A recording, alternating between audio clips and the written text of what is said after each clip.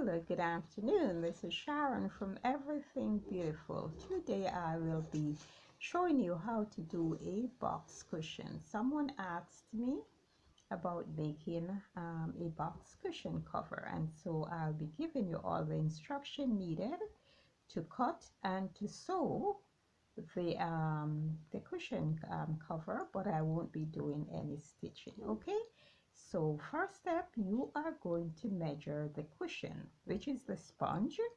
So you're going to measure from one end to the other. Okay, and cushions comes in different shapes and sizes. You have rectangular, you have the square, you have round, and you have even heart shape. I'm assuming that you're actually working on a square cushion, and so you're going to measure from one end to the other of the cushion itself, meaning this sponge. So you're going to measure across and the length and the width, right? So you're going to go in this direction and then you're going to go into this direction. I will be working on a square today. I'm working on a miniature, but I'll give you the measurement as in a 20 by 20 cushion, and that is a square. So you're going to cut your fabric, mark your fabric. Please remember, mark your fabric before you cut it.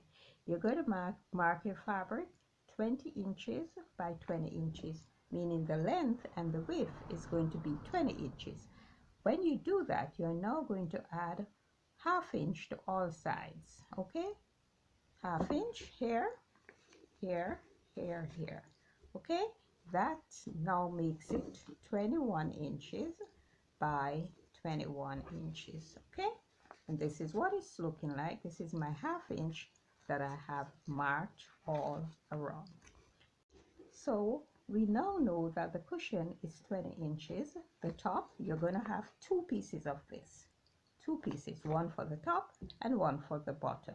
So now we're going to focus on the side, which is the depth of the cushion, the side here. Okay, just like your mattress has a side, the cushion has a side here. So most of the times they are 4 inches in depth. Some are 6 inches, but most of them are 4 inches. You're going to measure to that 4 inches. When you cut it, you're going to cut it 5 inches wide by the same length as the cushion, as the top of the cushion itself. Okay, because remember, this is 21 now, so you're going to cut this 21. Okay, so if you notice, that's what I did here. Okay, all sides are like this. So you are going to cut 3 pieces of this, 3 same pieces, 21 inches long by 5 inches wide, 3 pieces. Now 5 inches wide means that ½ inch allowance will be here and another ½ inch will be here. 21 inches, it's really 20 inches, but you have ½ inch for the allowance here and ½ inch for the allowance here. You are now going to join all pieces. So here is the 4 piece of fabric, and this one is for the zipper. You are now going to cut this 6 inches wide by 21 inches long, because it's a little bit wider than this piece because of the allowance for the zipper.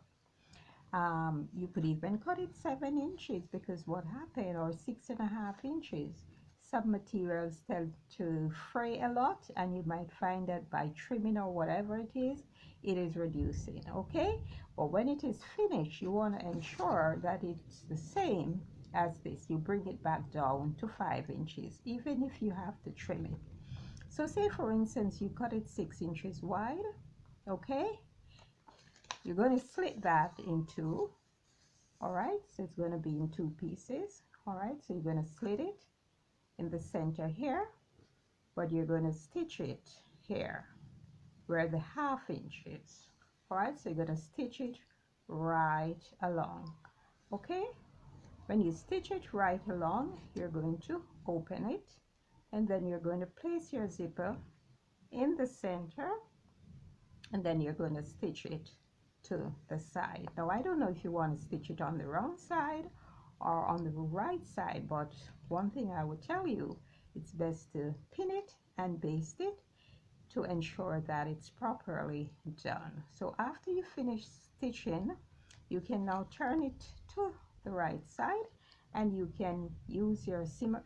Also, when you stitch, please stitch across at the top here and stitch across at the bottom to hold the zipper in place. All right, you don't want an opening here, you want to ensure that the zipper is stitched. All right, so when you're through with that, you can now turn it to the right side, and you can use a seam ripper or your scissors to open the thread. All right, but you can still open the zipper also if you want to see if it's okay, so you can do that. All right, so inches by 5 inches wide. This now becomes 5 inches wide. So you're going to stitch this to this and stitch the other piece until you finish stitching all 4 pieces together.